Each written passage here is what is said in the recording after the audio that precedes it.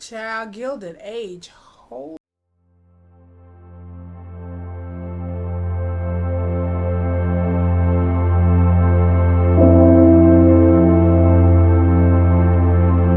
Hey everybody, it is me, the infamous Kiki. Guess what time it is? Yes, it's that time again. It's another week. It's another episode of Gilded Age, HBO's new show from Julian Fellows, who did Downton Abbey.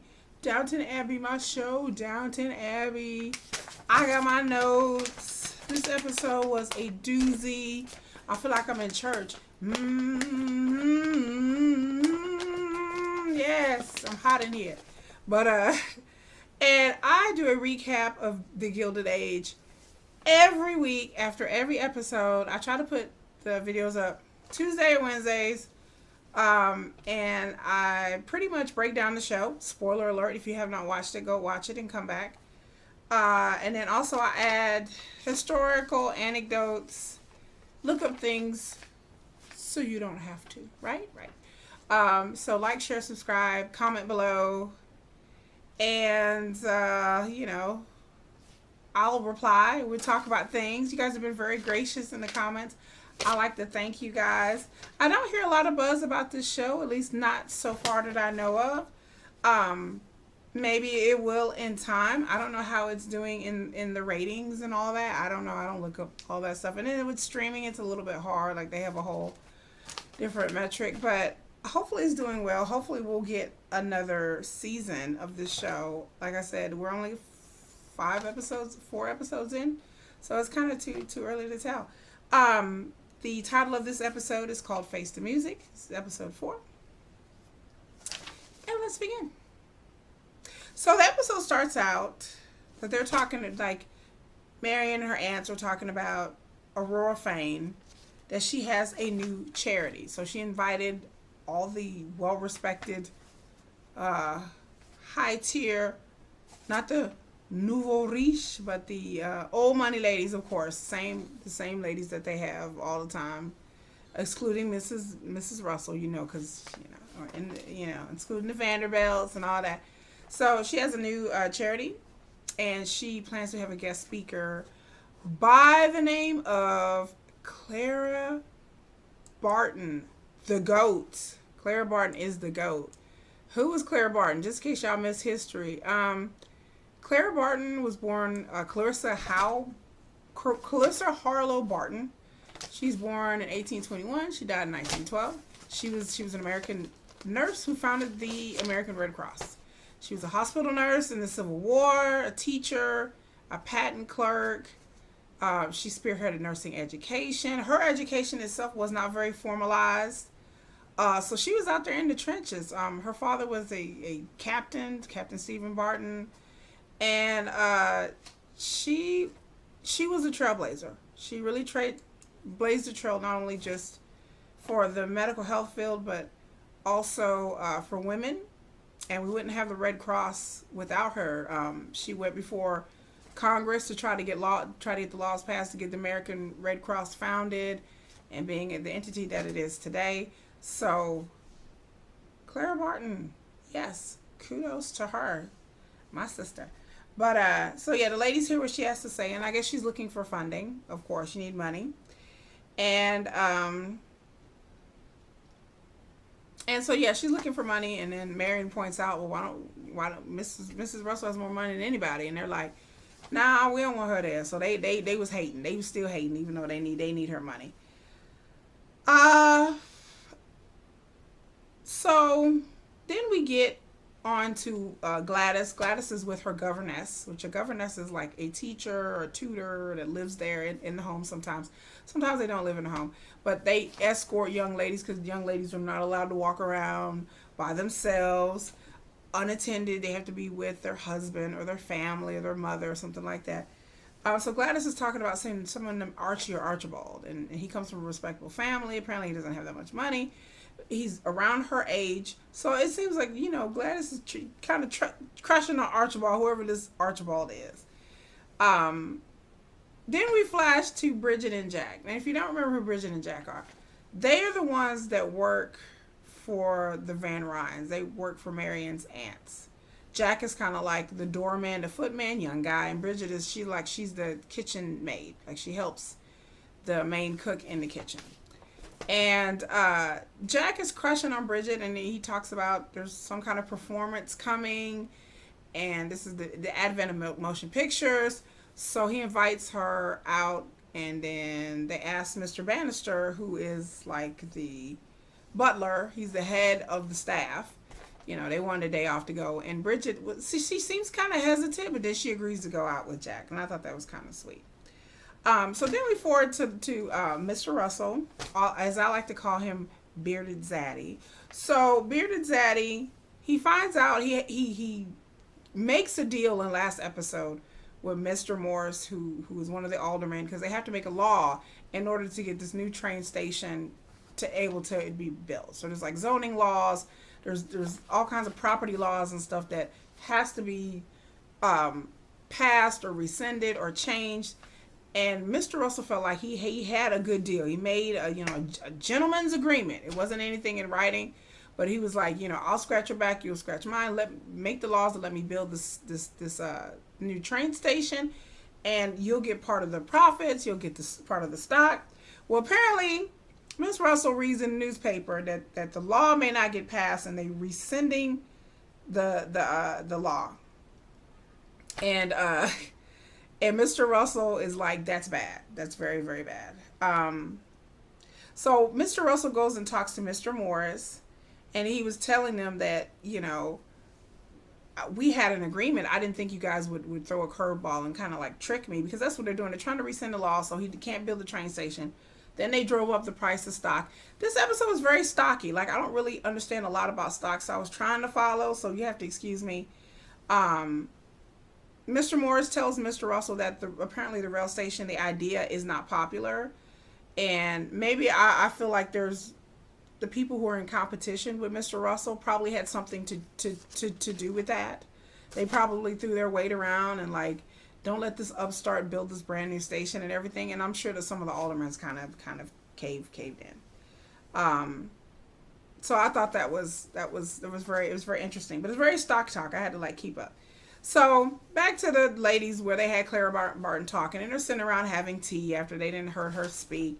And there's a man there by the name of Cornelius Eckhart, and he's the uncle of Mrs. Norris, right? And I have to say that Mrs. Norris is a stuck-up bee. Like, she blames everything on Aurora Fane. Aurora Fane is the one that pretty much starts the charities. Aurora Fane, I get a sense of her that she has a sense of fairness. Like, she wanted to have the bazaar at Mrs. Russell's house, but Mrs. Morris blames it on her, and then Aurora blames on Mrs. Morris. But I really think it's Mrs. Morris or Ms. Morris. Ms. Morris is not. It ain't no good. She ain't ish. Like, I'm telling you, she's very stuck up. I put it in my notes. Stuck up bi. So, and then the way they, so Cornelius Eckhart is talking to Ada, the aunt, and he's schmoozing with the aunt. He's flirting with it. He's over there kikiing with her. And so Marion's like, yeah, you should invite him for tea, in a few days, invite him over. So Ada's like, she's kind of hesitant, but then she's getting into it, she over here like Stella getting her groove back. She like, we old and things, and everybody's noticing that, and it's real cute. I thought it was always like, oh, Ada gonna get her a man, child. Anyway, and so back to the Russells. I have to say the Russell, Mr. and Mrs. Russell are having a conversation about what they've read and what's going to happen. And he says, I need to do some things, but it's going to risk a lot of money. But if it pays off, it's going to pay off. We're going to make them pay. And I put in here, I love the Russells. I do not want Mr. Russell to cheat. I do not want that. Mrs. Russell, obviously, she loves and respects her husband. The way she told her husband, we done made one fortune, we can always make another. That is that's a real couple. That's power couple stuff. That's how it's supposed to be. And he loves her for it. And she is very supportive. And she's like, I ain't sweating no money. Do what you do, boo. Like, that's what a real wife does. And I always see Mr. Russell always trying to back up his wife and not let these people embarrass his wife all the time. And he's always like looking out for his business opportunity and revenge.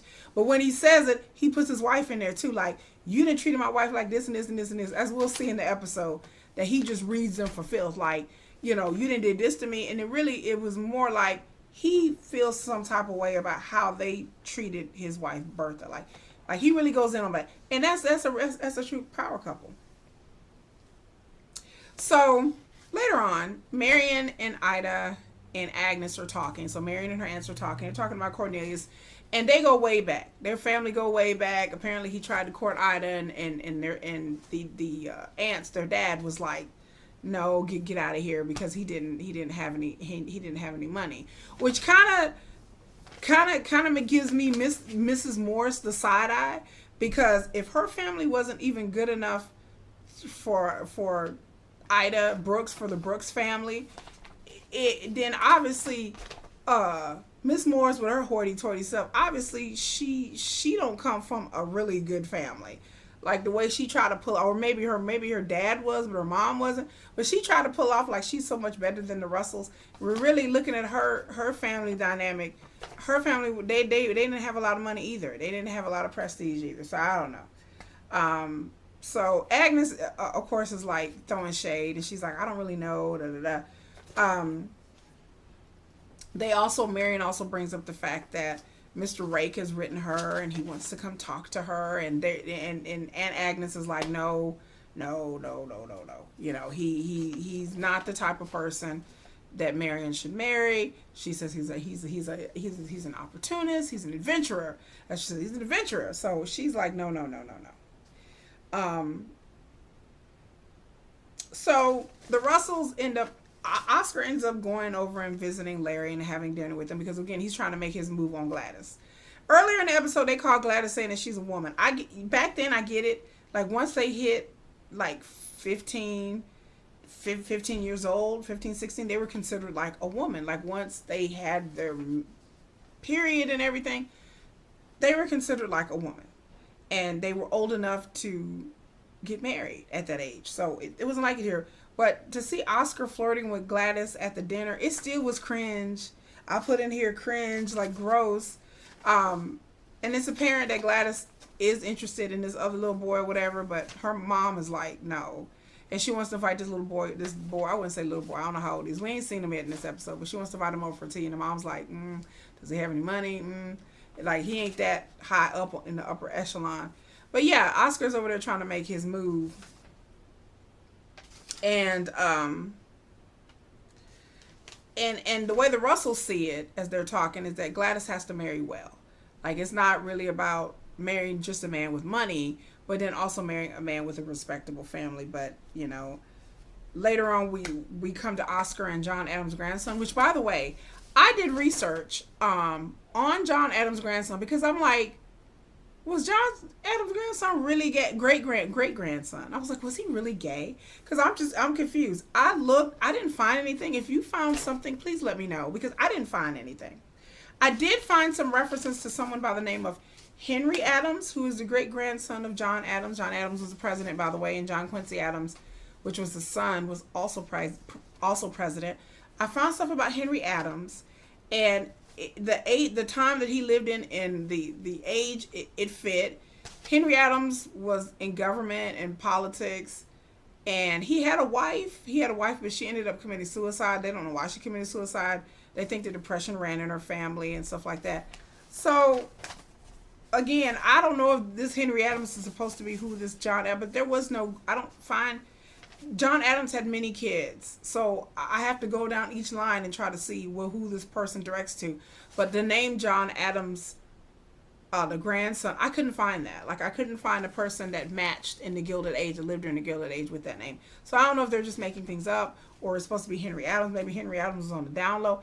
I don't know. But Oscar tells John Adams, his lover, that, you know, he's met the perfect woman, and that she's young, she's impressionable, she has money, he can marry her, pretty much treat her like a dog, and still be with men. And she won't bat an eyelash, she'd be trapped in a marriage, and everything like that. And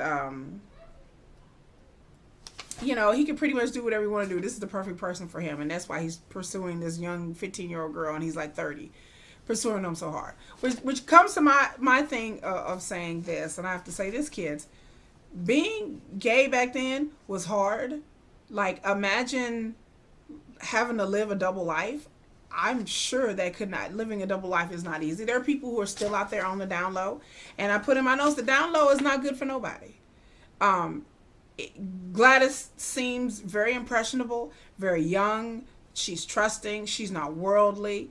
And the fact that this man was going to prey on her and pretty much use her, not just for her money. That's one thing. Marrying for money and security and marrying good, this is what these people did. That's one thing. But to marry somebody at such a young age who is looking for love, who may eventually ended up falling in love with this man, and then if she fell in love with this man, cruelly finding out that this man will never love her, this man will probably lay with her, have some kids with her, but he'll still be out here messing around with other men. Like that serves nobody. It doesn't serve Oscar. It doesn't serve Oscar's lover, John, who looks very sad that this is the choices that they have to face. And it sure in the heck wouldn't serve Gladys. What kind of life would she have? What would that do to her psychologically? Like how and then it's not like today where people can just easily get a divorce. She would be stuck in a marriage with a man who didn't love her, who possibly didn't respect her, who wasn't going to give her anything she needed. How much affection was Oscar going to give her? He's basically going to treat her like she's a little kid or a pet. Like, okay, honey, tut, scoot, scoot, scoot, scoot, scoot, scoot, scoot, scoot. Like you basically being treated like a pet. Like you're something for opportunity. And that's what I said, that people need to live their truth and be who they are. And I understand back then, they couldn't, because of society and stigma and them having to have a legacy and having to have children to pass their money on to. But even down to this day and age, there are people still out there living double lives who are very gay, who don't want to disappoint their family and their community or their churches or whatever. And it's a sad tragedy for everywhere, which way you cut it. It's a sad tragedy for the couple. It's a sad tragedy even for their children. To know that your parents had this loveless marriage, or your mom is like stuck in misery, and you don't know how some people are going to take things. Some people take it well. Some people move on. Some people go get their own lovers on the side, and then some people fall into misery and heartbreak, and feel like they're trapped, and end up affecting themselves or turning to alcohol. There's a lot of women back in these Victorian Gilded Age that drank a lot. And people, that's something that people don't talk about. Like, alcoholism was rampant. Like, before they knew it was a thing, there was a lot of women on them teas that they was having, and late at night, a lot of these women were drinking a lot of wine to deal with their husband's cheating, their husband's infidelity, or the fact that their husband was down low gay. And then they had to cover it up and make sure society don't find out about it, because if somebody found out your husband had a lover, it'll bring you down socially too. So, like I said, lying and cheating and sneaking around and not being who you are is never good for anybody. So that's my lecture for today, folks. So Marion agrees. She goes to see Mr. Rakes at his legal office, and then he pressures her and is like, okay, we need to meet. We'll meet at this park.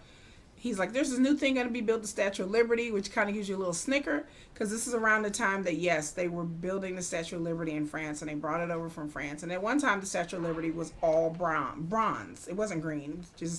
It tarnished, but it was all bronze. Just imagine how beautiful it was with this beautiful bronze color. Like, it's just awesome. And so right now, there's a park that had the arm and the torch of the Statue of Liberty, just the arm and the torch sticking up out of the ground. They're waiting for the other part. And then they had a hard time with funding. Like, if you don't know the history of the Statue of Liberty, go look it up. It's pretty fascinating. So Marion agrees, yes, we're going to meet in secret. You can't let the aunts know. Then Peggy is with Marion, and she goes and meets Mr. Rakes because, again, they're discussing some kind of legal issue. I don't know what it is, but it's very hush-hush and very secret. It has me wondering, like, Peggy, girl, what you up to? And can we say that the plaid dress that Peggy was in was fabulous? I love plaid, and that plaid dress was hidden. Child, that plaid dress was just, it was everything for me. So anyway, back to Russell. So Russell is buying all of the stock of his company to inflate the price. Now, you may have heard this before. Yeah, this is like some GameStop stuff. or AMC, where people were online buying stock and inflating the price and making the value of the company and the value of the stock go up. Mr. Russell was doing that on to his own stock. Now that would be, I believe, would be illegal. But back then you could do that if you had enough money, and Mr. Russell has enough money. Now it's a huge risk, because if the stock of the company, the value of the company drops, then the value of the stock drops with it, and you lose all that money you've invested. So he's taking a risk. But he is doing this to drive up the stock, to give him more money and more leverage. And the other aldermen who have invested in other things, their stock starts to drop and they start losing money. And so they are just waiting it out, thinking that eventually that Mr. Russell's company stock will drop. He will lose all his money, and the stock that they've invested in will be okay. But Mr. Russell said he that's why he told his wife, like, it's a risk, and she's like, hey baby, do your thing. We've lost money before, we got back money before. That's a story I really would like to hear, about the story of the Russells and how they met. But yeah, it's dangerous. But Mr. Russell's like, I got this, okay. So back to Peggy. Peggy gets a letter. She's down there with the other servers. She gets a letter. She's very excited. From the Christian Advocate. She had written a bunch of short stories, and she had sent it to different newspapers all over the city, or maybe even all over the state. She sent these out to white newspapers. Now, back in the day, during the Gilded Age, is one of the starts, build-up of the colored press. Because black writers and black publishers could not get published in white newspapers, or they had a really, really hard time, or they had to not say who they are, or give up the right, just like you would see in further in the episode what Peggy had to go through. And then a lot of the newspapers were not telling any favorable stories about black people.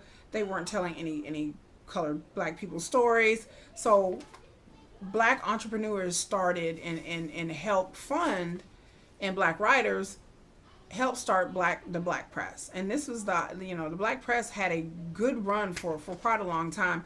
And it's a part of history that a lot of people don't know about. If you want to do a deep dive, there's documentaries. I'll leave links to a lot of this history that I'm reading, where you can find and read things yourself, because I love history. But yeah, the black press has a deep meaning to me, because I'm a journalism student. So I've studied the black press and the history of the black press. And Ida B. Wells, again, my girl Ida B. Wells, my hero, and all the black publications at that time, that they were the first one to report on civil rights. They were the first one to report injustices, abusing, and lynchings and hangings, because other newspapers weren't reporting that at the time. So Peggy, she wants to be a big time writer. So she sends her stories off, and then finally she gets a reply. The other ones didn't reply. She gets a reply from a newspaper called the Christian Advocate. The Christian Advocate was a weekly newspaper published in New York by a Methodist Episcopal church. It began publication in 1826, and by the 1830s, it had become the largest circulated weekly in the United States, with more than 30,000 subscribers and an estimate of 150,000 readers. After changes of the name and it split into two publications, and the publications ceased in 1975. So the Christian Advocate was a huge big deal. And so she gets a letter saying that she needs to come in and meet with this man. He's the head editor, and they'll talk about, they're interested in her story. So she's excited about that.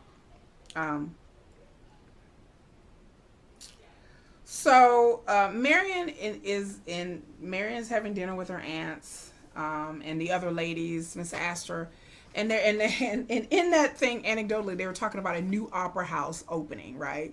They're like, who building this new opera house? The Vanderbilts, the Rockefellers, J.P. Morgan Chase, all these nouveau riche upstarts, all the people that we've heard about in history. Again, I find it hilarious that all these old money people we have never even heard of. They have off into obscurity, and a lot of these old money people don't even have money anymore. But everybody knows who the Rockefellers and the Vanderbilts and the Chases.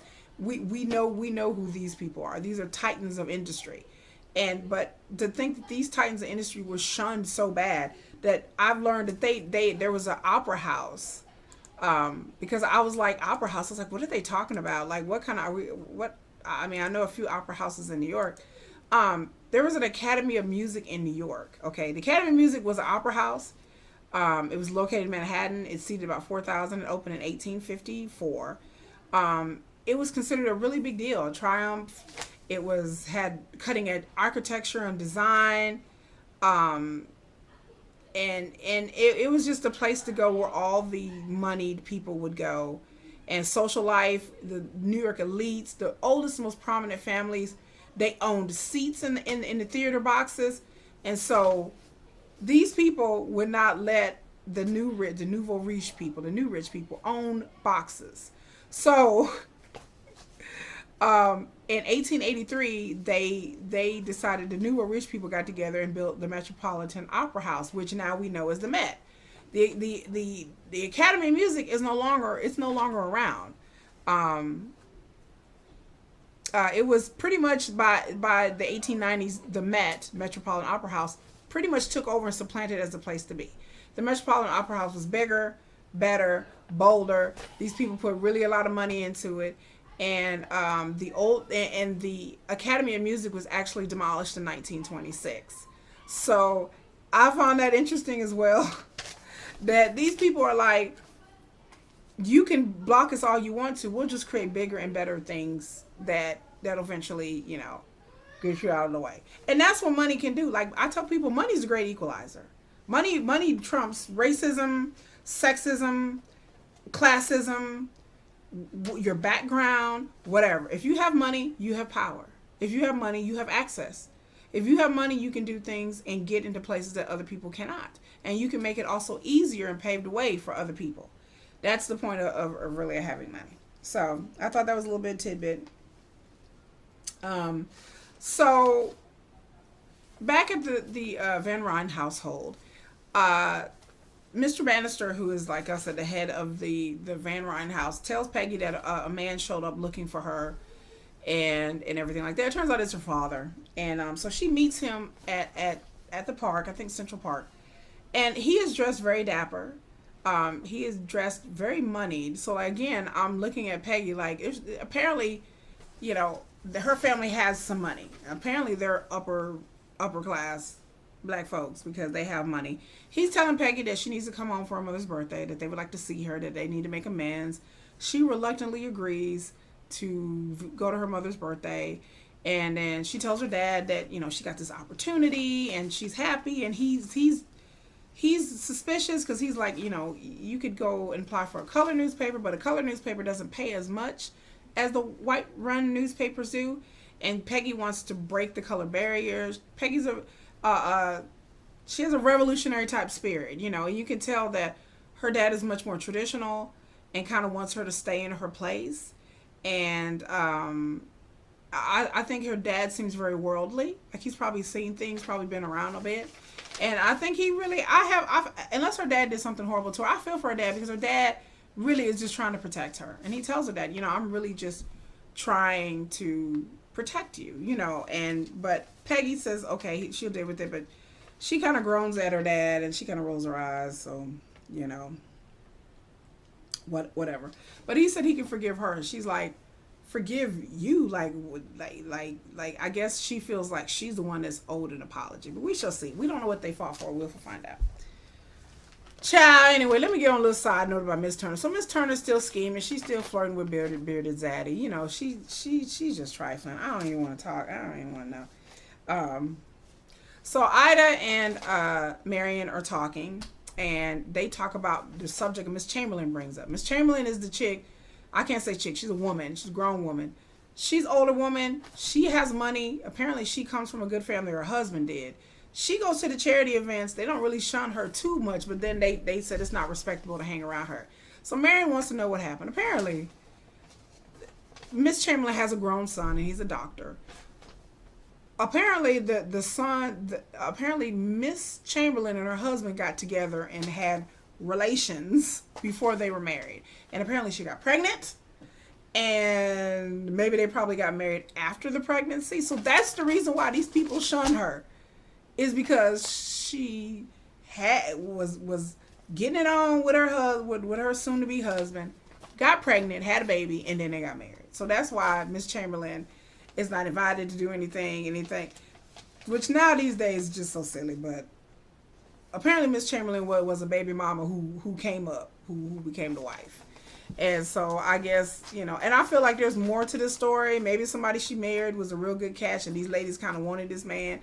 And maybe they feel like she trapped him in some way. We'll see, because it's always some hot mess. Then we go to Aurora Fain and her husband's.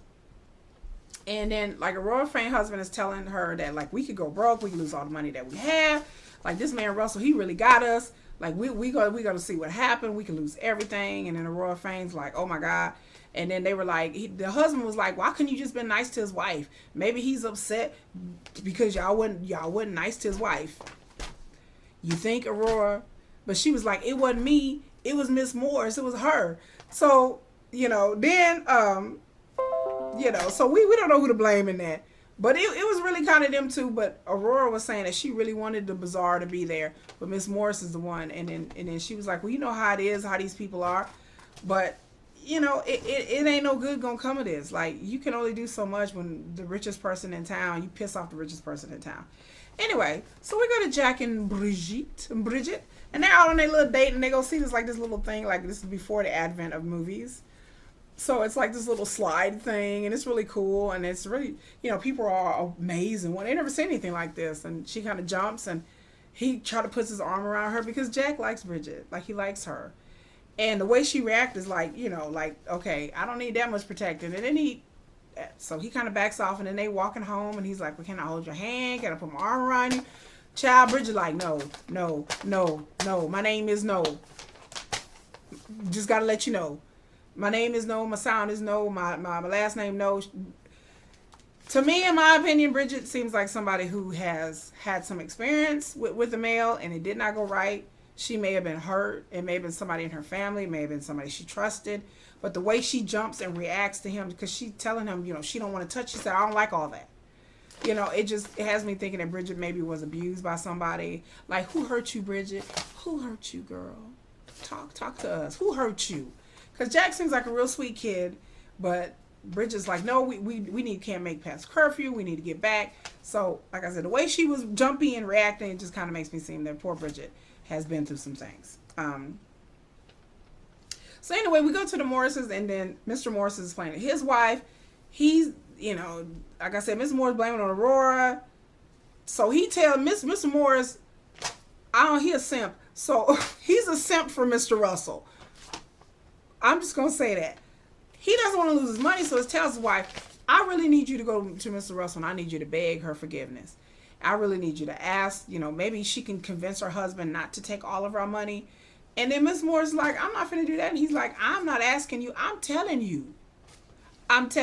Like, you need to go and get over there and go beg that woman. Child, I was like, Lord, okay. Anyway, so Peggy goes to the newspaper. She sits in a waiting room next to these two white guys, and they all look very uncomfortable. They all look like they're uncomfortable sitting there like this. Look like they're waiting on a funeral. And so finally the guy comes out and calls her name, like Peggy Scott. And she's like, oh, that's me. And they were like, and the guy was like, wait a minute, you're Peggy Scott? They didn't know she was black. Let's just cut this short. They didn't know she was black. And so he was like, okay, hold on. We're going to have to wait a minute. We'll get to you in a minute. And he's like, do you want to come back? And Peggy said, no, I'll wait. So Peggy sits there and waits for a long time till there's nobody else there. So finally she gets to talk. Finally the guy comes out and says, okay, Mr. Carlton, who I guess is the managing editor, will see you now. She talks to Mr. Carlton, and he was like, sorry to keep you waiting. And Mr. Carlton is nice, but he real talking. So he tells Peggy he likes her stories. Other people, you know, other writers read her stories. She got the most favorable reviews. And they said they want to publish her story. So she's like, okay, great. She's all excited. But they were like, you know, there's some things you need to change about the story. And she's like, okay. And first, I guess the main character in her story is a colored girl that's going through some things and overcomes adversity and makes it. So it's a nice little uplifting short story. They were like, first of all, she can't be colored. Then they're like, well, we can keep your name, but you can't have any rights to the story. We will essence own the story. They're like, we'll pay you good if you keep writing these stories and people like them. We will pay you handsomely, but she has no ownership. She can't say she's the one that wrote the stories. She can't publish the stories on her own. This is very indicative historically of how minority writers were treated. Women, even just women writers in general, were treated. There are women writers who wrote underneath men's names.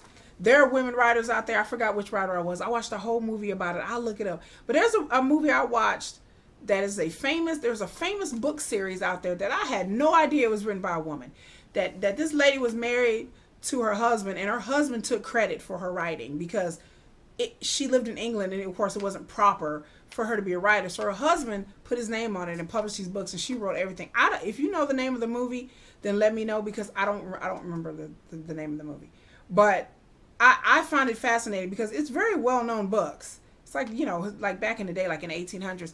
And then like the wife pretty much was like pushed to the side, and like it affected her mental health. I don't know the name of the movie, but I've seen this movie twice, but it's been a long time since I've seen it. But it was a very good movie.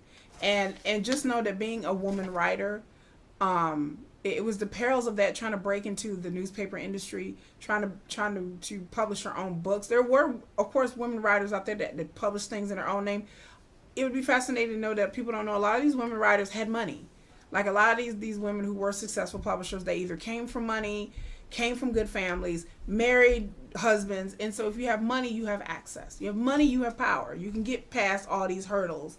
If you have a position in society, you're married to a baron, like Mary Shelley. Who wrote Frankenstein. She came from a moneyed family. I think the lady who wrote the Scarlet Pimpernel or whatever, she came from a rich family, a very aristocratic family. So yeah, if you have that kind of access, you do it. But just a middle class or a lower middle class or a minority, you had to pretty much change your characters and sell your soul. And I mean, this happened a lot in the past, but even happens to this day. There are things that people write, and then editors will come back and say, no, we got to change it. If you're writing for a TV show and you want your main character to be a woman, or to be a person of color, or to be handicapped or something, these people are like, well, this need to appeal to the masses of people. So whatever, just depending on where you stay or where you live, there's different demographics in different areas of the country. So there are certain things and certain books and certain things that people want to bring, to the small screen or to the big screen, but then they have to change it because they're like, well, we don't know how this is going to play in the South or the other demographics where things are more conservative. So that's what Peggy was a victim of. So she tells the publisher no, and she instantly tells Marion she feels she don't know if she did the right thing. Marion tells her she did the right thing. I have a kitty over here looking to get out. But anyway, so Mrs. Morris goes over to Mrs. Russell. Okay, Mrs. Morris supposed her husband told her to beg, right? She did not beg. She was over there just as haughty as she could be, and she like, well, you have control. Can't you tell your husband not to stop? And then Miss Russell's like, you want to tell me when we talk to my husband about what? He need to do what? Well, you need to come with something. You come over here, you ain't come with nothing. You didn't put no offer on the table. She didn't do nothing. She just came over there with her haughty self and was like, you need to change. You need to do this. Girl, bye. And so she kicks her out. She's like, okay, she leaving. She gone. Miss Moore see her out, and the footmen saw her out. So then we go on to Marion, and she sees Mr. Rakes. They're at the Statue of Liberty. Like I said, it's just like a hand carrying a torch. And it's bronze, and it's beautiful, and it's a I don't know how they did, I guess CGI, but it was lovely. And Mr. Rakes just lays down all of his game. Like, he was like, ooh, girl, you so fine. Ooh, girl, I really like I did to you ever since I saw you. And I didn't even know you had money, and I want to be with you. And blah, blah, blah, blah, blah. And he proposes to Marion. Like, he was like, will you marry me? Like, propose. She got caught by blindsided. She like, we'll meet again for coffee again or something. Like, she didn't know what to say. Like, she didn't know really what to say or what to do about this man offering to marry her. I didn't know what to think. Like, I thought Mr. Rakes was on the up and up. To be honest with you, I'm going to tell y'all people right now. Something about Mr. Rakes, he's charming, he's cute, but just Child, there's something about him that's just like I'm giving him the side eye. I'm like, okay, like it's just a little bit too much. I know people back then moved faster and things were different, but it's just I don't know. Maybe he is like the aunt said, he's an adventurer. He's an adventurer. Maybe he is trying to just come up. He ain't got no money though. He's just a lawyer. He ain't really got no money like that. He don't come from a good family. I don't know. I don't know what to think about this whole situation. I'm just gonna do this because I don't know. Child, just put me in sweats. I didn't see that coming at all. I was kind of blindsided. But he proposes, and Marion tells Peggy, and she's like, "What did you say?" And she's like, "I didn't say nothing really." Like, she don't know what to think. I mean, she's flattered, but girl, don't trust it. Anyway, so Mr. Cornelius Eckert shows up for his tea date with Ida and Agnes. He shows up. And again, he getting his flirt on. He was like, "Hey, Ida, remember we were kids? Hey, girl. Hey, boo thing." He's getting his flirt on. So Miss Agnes the goat tells Ida, go downstairs and tell the servants, that we need to make another space for somebody for tea. And she was like, "Well, they already know that. Why am I going down there and telling them that again?" She's like, "Well, we need to have a little talk. Just go down there." And then Ida does as she told. Miss Agnes sit down there like this. She like, "So, yeah, I remember your family. Yeah, you didn't have no status. You didn't have no money. And somebody at the bar overheard you bragging that you were about to get your meal ticket." Boom! Busted. And Mr. Eckhart looked like he was going to pass out and meet the good Lord. He was shook. She like, "Yeah. So before you come up in here trying to marry my sister." Yeah, so Mr. Eckhart was overheard at the bar saying that he had found his meal ticket. And that, and his meal ticket, he was trying to hone in on Ida. And so Ida comes back upstairs, and then Mr. Eckert's like, "Oh, I gotta go. I have pressing business. I have to leave right now. I had to see you later." And she's like, Ida's like, "Well, you just got here. What are you doing?" He's like, I gotta go. And Agnes looking at him like, "That's right. Get to stepping. Get to stepping. Okay, hustler." And so he leaves, and Ida's looking confused. She's looking kind of hurt, but she dodged the bullet, and that man was not, and I thought he was so sweet too. And I thought like, oh, he seemed like a real sweet guy. Nah, he was an opportunist. And also Agnes told Mr. Eckhart, "My sister ain't got no money." He told her straight up, like, if you still interested in her, that's cool. She ain't got no money. She like, "I'm not living with no man." Straight up. She like, "Ain't no man living in this house. I ain't got no money for you. I don't have no money. The brother spent all the money." She told him straight up, "If you think you finna marry into some money, Joker, you might as well you married the wrong person." Like I said, he changed his tune real quick. Then he was like, "Oh, well, I gotta go." Cause yeah, he wasn't trying to marry her for her. He thought he was gonna get some money, or be able to move in the house and live there, and be taken care of by Agnes too. And she let him know real quick, and quickness, baby, gone. Anyway, so Mr. Russell has a meeting with all of the aldermen, and the aldermen, they about to lose all their money. Mr. Russell's played his stock game right. His prices went up. They stuff hit rock bottom. They one by one they've all lost lots and lots and lots of money. Like some of them all of their savings. So they begging and they crying and they were like, "Don't be so mean, don't be so cruel." Like, how, and he told them straight up, "If y'all wouldn't have treated my wife like y'all did, like y'all wives did, maybe we wouldn't be here." Because, of course, Bearded Zaddy is the GOAT. And he reasoned for filth. And he was like, not today. Not today. Like, y'all can go somewhere else, but y'all lost. And then, they were like, "Okay, well, we're going to put the law back in place, da-da-da-da-da. Please have pity on us, blah, blah, blah." He was just like, "Bye, get out of my office. I don't get, he's like, I ain't got this guy here. It's gone." I said, Mr. Russell, ooh, Child, woo, I just had to fan myself. Woo. I mean, that man, woo. I mean, that's that. Mr. Russell, I'm telling you right now, I'm a thirst trap. Mr. Russell is the man for me, child. That is the man for me. Thirst trap. That's the man for me. I like a strong, gutsy man. That's the kind of man that I like. So all the aldermen go home and they crying and they ooh. So Mr. Morris goes home and he's upset and his wife is like, okay, what's happening? And he tells Mrs. Morris, our kids are great, you're great, you've been a great wife. And she's like, why are you telling me all this? And I'm thinking to myself, I'm like, oh no, child, oh no, girl. And he goes upstairs, looks at a picture of his kids. I'm just like, oh no. He looks all sad. And Mr. Morris pulls a gun out of his drawer and just pow, murks himself. He smokes himself, fool. I was like, holy moly. Yes, Mr. Morris then took himself out the game, y'all. He done lost all of his money. He done lost his dignity. Now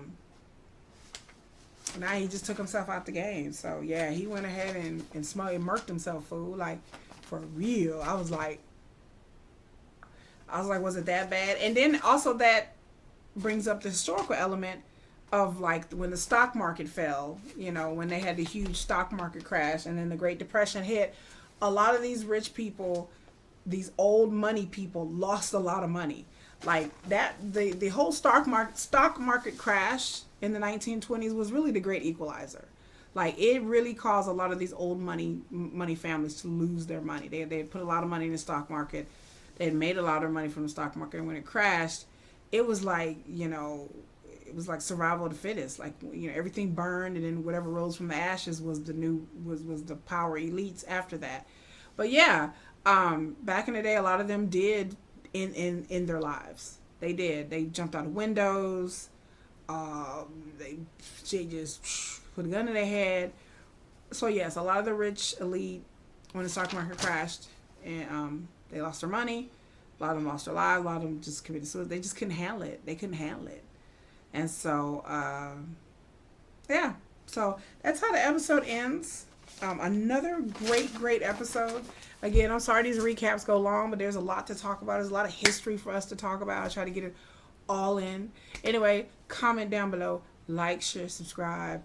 And again, I got my card dress on just in case you guys can't see. Just let me put my arm up. Like, if you put my arm over the camera so you can see. Yeah, you can see my card dress. It looks like a card. To cover my face up. I'm the queen. I'm the queen of hearts. But anyway, this your girl, Infamous Kiki. Again, until next week, folks. Y'all keep watching this show. We'll keep watching it together and let me know what you think. Bye.